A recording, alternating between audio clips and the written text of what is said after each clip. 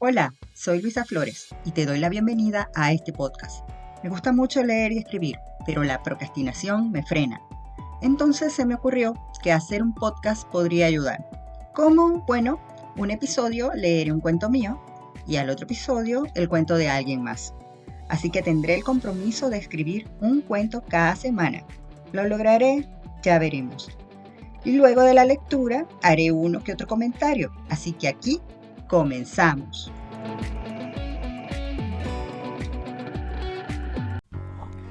Hola, ¿cómo estás? Esta semana voy a leer un cuento de alguien más. Se trata del relato Huevos fritos con patatas de Nuria Barros. Este es un relato que encontré en el sitio web Senda, un sitio español de literatura. Este cuento está incluido en un libro antológico llamado Hombres y algunas mujeres, que salió en 2019. Aquí comienza Huevos fritos con patatas de Nuria Barros.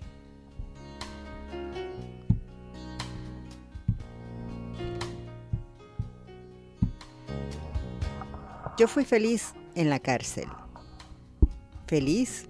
¿Cómo ibas a ser feliz si tenías 3 años y estabas encerrado con una extraña que te había secuestrado?, dice con asombro la hija. El padre se encoge de hombros. Tras el cristal de la ventana del cuarto de estar se ve el aire azul violáceo del anochecer. La habitación da a un patio interior, pero la casa está en un 10º piso y por encima solo hay una azotea de ladrillo rojo y el vasto cielo desnudo. La mujer me dijo que había rejas para que no entraran ladrones y que los guardias que estaban allí para que nadie se metiera con nosotros. El hombre se echa para atrás en el sillón mientras rememora en tono jovial. Yo salía al patio a jugar con los hijos de las otras presas. Para mí, aquello solo era una vida diferente. Era una casa con muchas mujeres y con otros niños. La hija lo escucha atenta. El padre disfruta al verla pendiente de sus palabras, riendo con sus aventuras. ¿Cuánto tiempo pasaste allí? No sé exactamente, semanas. Estuve más tiempo entre rejas que en la calle. Al marido de ella lo enviaron a la cárcel de hombres y a nosotros a la de mujeres. Si mi madre no hubiese venido desde Madrid a buscarme, mis padres me habrían perdido la pista para siempre. Porque la guerra estalló poco tiempo después. ¿Quién sabe cuál sería ahora mi historia? El padre sonríe y las arrugas de sus 86 años se le achinan en los ojos, hasta casi ocultarlos. Continúa. Quizá me habrían llevado a un centro de acogida de niños. Me habrían adoptado y yo ahora sería catalán y hablaría catalán. Los grandes ojos oscuros de la hija brillan con ironía. Sí, seguro. Y serías independentista y del Barça, le dice. Eso no. A mí Atlético que no me lo toquen, se ríe el hombre, mientras se ajusta la bata de cuadros marrones. Son las 6 de la tarde, pero él tiene la costumbre de ponerse el pijama para estar en casa. No sé qué hubiera sido de mi vida. Mi madre me salvó. Cuando regresamos a Madrid, nadie volvió a mencionar lo sucedido. Lo que pasó, ya lo has leído. El padre ha escrito un pequeño relato sobre su madre, Catalina, y lo ha enviado por mail a sus hijos. Narra varias historias donde ella los salva, historias extraordinarias como esta de la cárcel, que zanja con naturalidad en apenas unas líneas. Dice así: a principios del verano de 1936, un matrimonio que era cliente de la tienda de frutas que atendían mis padres, les pidió autorización para llevarme de vacaciones a Barcelona, y para allá me fui. Yo tenía 3 años. Pasaron las semanas y mamá estaba intranquila, porque había llamado varias veces a casa de aquellos señores y no había respuesta alguna por su parte. Así que se fue sola a Barcelona, pero aquellos señores habían desaparecido del piso. A ella se le ocurrió ir a una comisaría para pedir ayuda. Allí la información de que eran profesionales del robo y de que estaban en la cárcel con un niño la sorprendió. Finalmente mamá llegó a la cárcel donde estaba la mujer en una celda conmigo.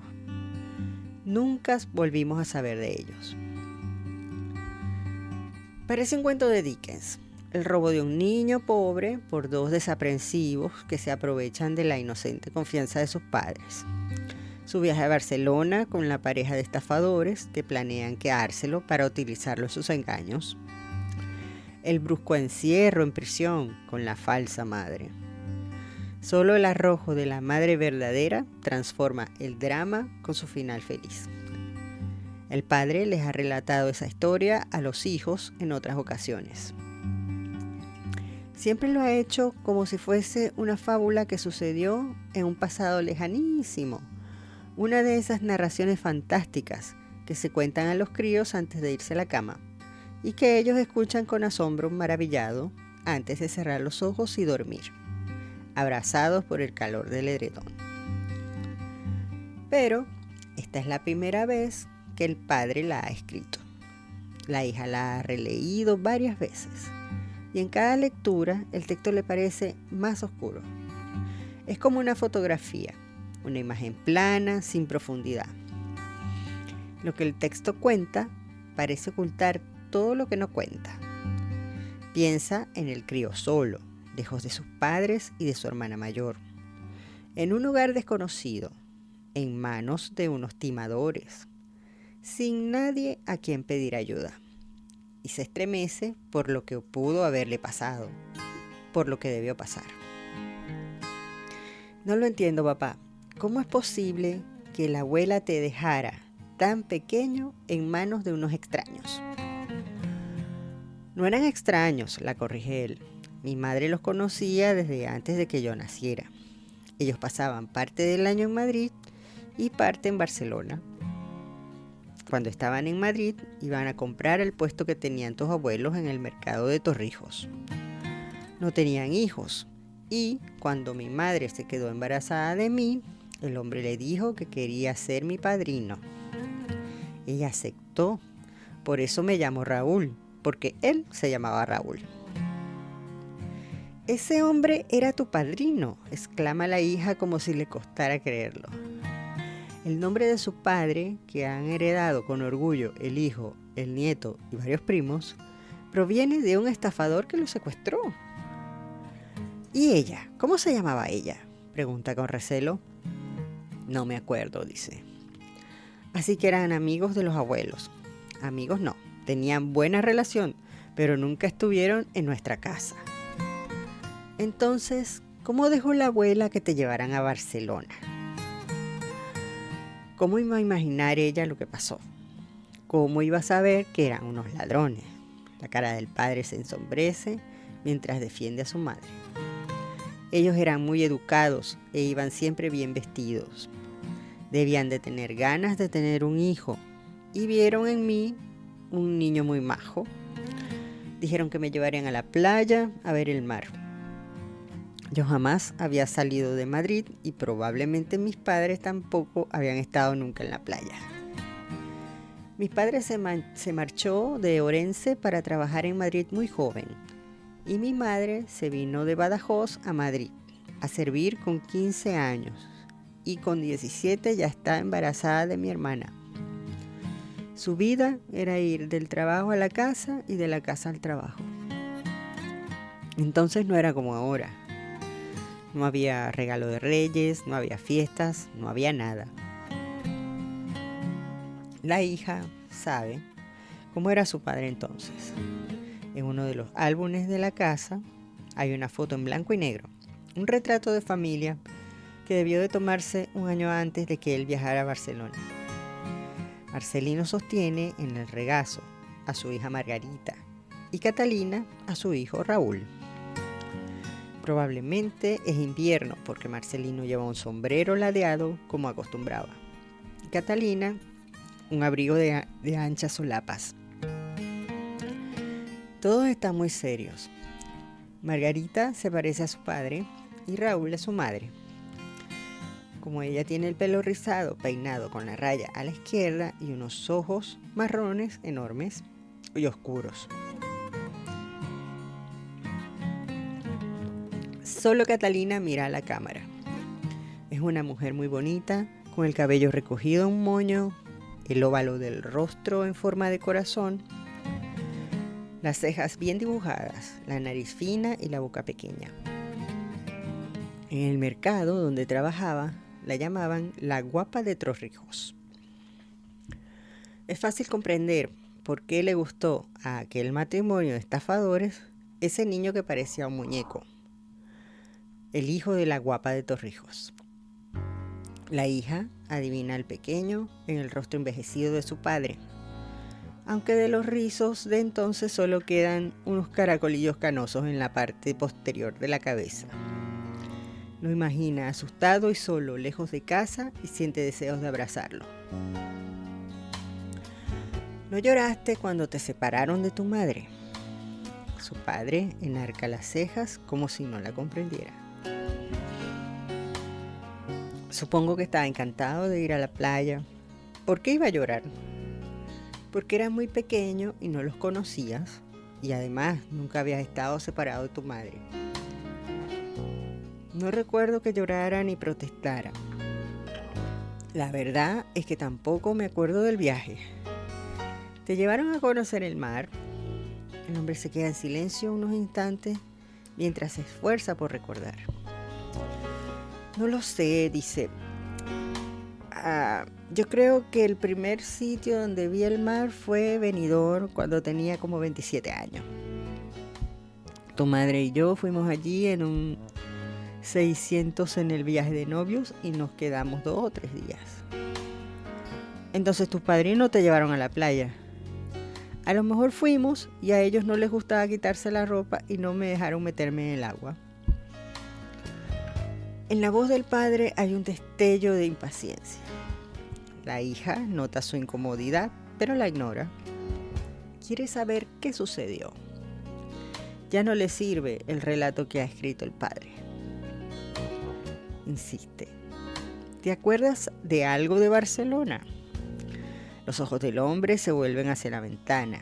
En el patio, profundo como un pozo, cae el frío de la noche. A la abuela le enviaron un par de fotos mías. En una estoy en un parque con otros niños y en la otra en una plaza y a mi espalda hay un obelisco. Me llevaban bien vestido con una camisa blanca y unos pantalones cortos, pero ellos no aparecían en ninguna de las fotos. Probablemente no querían que les identificara la policía. ¿Cómo eran? Ella lanza sus preguntas como si fuesen anzuelos, con la esperanza de que alguna arrastre los demás recuerdos. Yo creo que él era mayor y ella era rubia, más alta que él. No sé si se dedicaba a engañar a la gente o a quitar carteras. Probablemente a mí me presentarían como su hijo.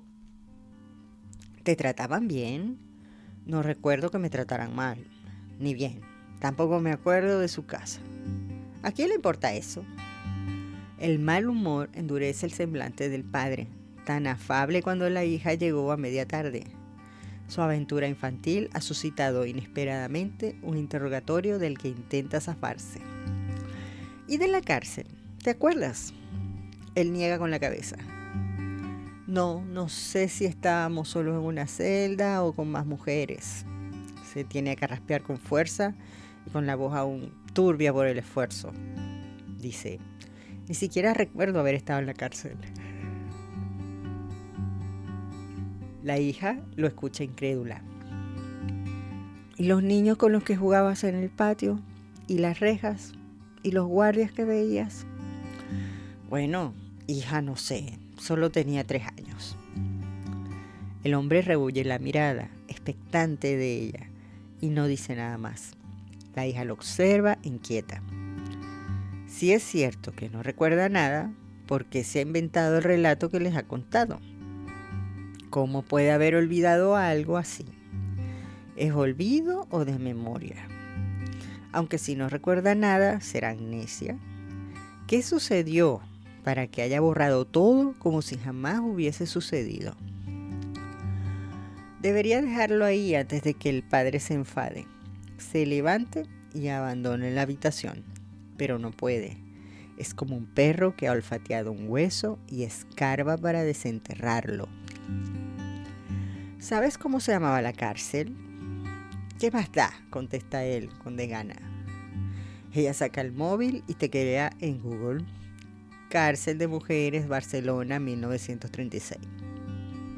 Enseguida salta a la pantalla lo que busca: Correccional General de Donez, en la calle Reina Amalia y Ronda de San Pablo, en el Raval Sur. Se conocía como la Cárcel Vieja, la Presovela, aunque también era denominada la Prisión de Mujeres, el Patio de las Niñas o la Galera. Un lugar terrible e insalubre donde malvivían ladronas, asesinas y prostitutas con anarquistas, comunistas, sindicalistas. Fue derribado en octubre de 1936. Se lo lee al padre y luego le tiende el móvil. Mira, ahora hay una plaza ahí. En la pantalla se ve un espacio diáfano y luminoso, con palmeras y canastas. Hay niños corriendo y balanceándose en columpios. Él le echa un rápido vistazo y le devuelve el teléfono. ¿Por qué va a mostrar más interés? Si hubiera querido, podría haber usado la información sobre aquella prisión y nunca lo ha hecho. Ella contempla la plaza antes de guardar el móvil. Piensa en su padre, jugando con otros niños en el mísero patio de la cárcel, enterrado ahora bajo las hermosas palmeras. ¿Qué alegría debiste de sentir cuando apareció la abuela para sacarte de allí?, le dice. No me acuerdo, rezonga el padre, y antes de que su hija le pregunte, se adelanta. Tampoco recuerdo el viaje de vuelta, ni el encuentro con mi padre y con mi hermana. No recuerdo nada. No puede disimular su irritación ante la insistencia de ella. Se irrita, como si la hija lo cogiera de la mano y lo obligara a adentrarse en una niebla que él no desea despejar. Se resiste a ir más allá de las historias que ha escrito para los hijos. Esos recuerdos son caminos bien marcados en su memoria. Fuera de ellos no sabe qué hay, qué dolor le espera. Pero la hija lo empuja, aunque él se resista. Lo que pasó ya lo he escrito, insiste para zanjar la conversación. No se me ocurre qué más contarte. Ella ignora su deseo de acabar.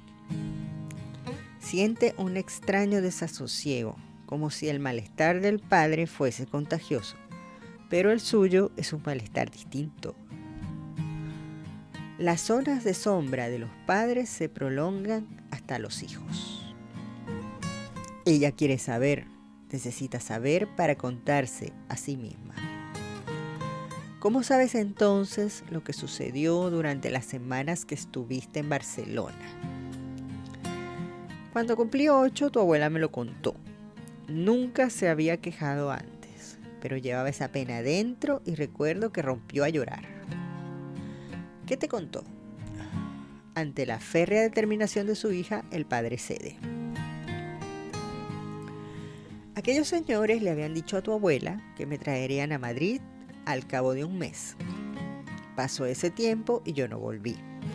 Mi madre fue a la centralita que había en la calle Hermosilla para llamarlos, pero no respondieron. Llamó varias veces en días distintos, pero nunca le cogían el teléfono.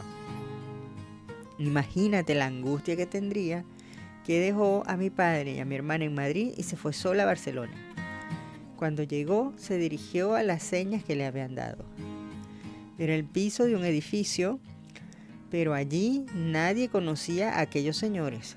Al darse cuenta de que la dirección y el número de teléfono que tenía eran falsos, corrió a una comisaría en busca de ayuda y contó a los guardias lo que le sucedía.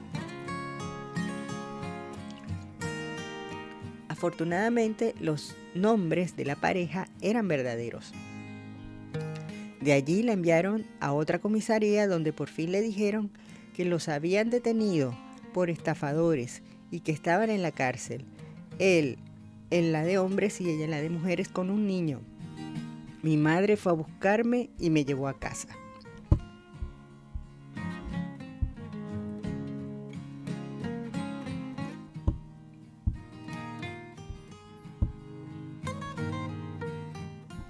El padre recita lo que le contó su madre, Catalina, como antes se aprendían las lecciones, frase a frase, de memoria, hasta reconstruir el párrafo, la hoja, la lección. La hija lo escucha ahora de otra manera. Comprende que es su abuela quien habla en las palabras de su padre. La historia sale de la boca de Catalina, como un vaho denso que se desdibuja la angustia en los ojos del niño, que le escucha atento. Su relato es una niebla mullida y cálida como su cuerpo. El niño la respira y ese blando algodón envuelve lo sucedido, lo sofoca hasta que no queda nada. La madre le habla de los guardias que les protegen, las rejas en las ventanas para que nadie se cuele y les haga daño, de los otros críos que juegan con él en el patio, con una pelota hecha de trapos ligados y atados con cuerdas. Su relato es la frontera entre la realidad y la ficción, entre el frío y el calor, entre la tragedia y la aventura. La luz que proyecta el amor de la madre ilumina al hijo y lo rescata del abismo. Eso es todo, concluye el padre, y se echa para atrás en el sillón. ¿Hemos acabado? Sí, papá. Es una historia increíble, asiente la hija. Puede que esa historia no sea más que una invención, pero ¿no es la memoria un acto de invención? Memoria y olvido, ¿no son elementos de una misma ficción? La tierra sobre la que se levanta el relato del padre cede bajo los pies, pero el amor lo sostiene. Esa es la sustancia de la cual está hecha su memoria. El amor inmenso de su madre, su deseo de protegerlo de las imágenes dolorosas con las imágenes elegidas. Sus recuerdos de la abuela acuden a ella, cómplices, para disipar el malestar del padre. Cuando era pequeña y llegaba de la calle con las manos heladas, la abuela me las sujetaba y las colocaba bajo sus axilas para calentarlas, sonríe. Al recordar ese gesto de gallina clueca que metía los polluelos bajo sus alas. ¿Contigo también hacía eso? El semblante del padre se suaviza y parece ablandarse, repentinamente cansado. Claro, sus ojos apesadumbrados buscan los ojos de la hija. Yo fui un niño feliz porque mi madre se volcó conmigo. Fue un tiempo muy difícil y ella lo hizo fácil. Tuvo que enfrentarse a muchos problemas, pero tenía un sentido alegre de la vida. Y yo te diría que cuando no era feliz, el cariño que nos daba a mi hermana y a mí la llenaba. Centraba todo su amor en nosotros, sobre todo en mí. No pasé hambre y nunca tuve frío. Pero si me preguntas si volvería a esa época, te digo que no. Los momentos duros fueron muy duros. Yo no lo sabía entonces porque no conocía otra cosa. A los ojos de un niño, la vida siempre es nueva. Detrás de la ventana, el cielo es ahora un trazo negro. La hija mira el reloj, se levanta, se inclina para besar a su padre y se despide. Pero en la puerta de la casa, él la detiene. ¿Sabes cuál es el primer recuerdo que tengo de tu abuela? La comida que me hacía. Sobre todo los huevos fritos con patatas. Los huevos tenían su puntillita y las patatas le salían siempre crujientes y doradas. Cuando cierra la puerta, el padre se dirige a la cocina. Elige un sartén grande, vierte el aceite y enciende el fuego. Mientras se calienta, parte 3 patatas en bastones muy finos para que les dé tiempo a freírse por dentro y por fuera.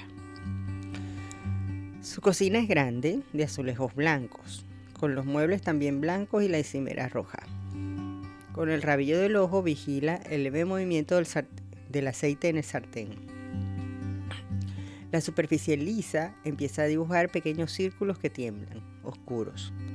Los fragmentos rotos de su memoria parecen picotearlos como lluvia. La cocina de su madre era muy pequeña, con un ventanuco que daba a un patio angosto. Apenas cabía una cocina de hierro que se calentaba con astillas y carbón, una pila para fregar y una sillita baja. Cuando el aceite empieza a humear, levanta la tabla de cortar, la inclina levemente sobre la sartén y con el cuchillo empuja las patatas.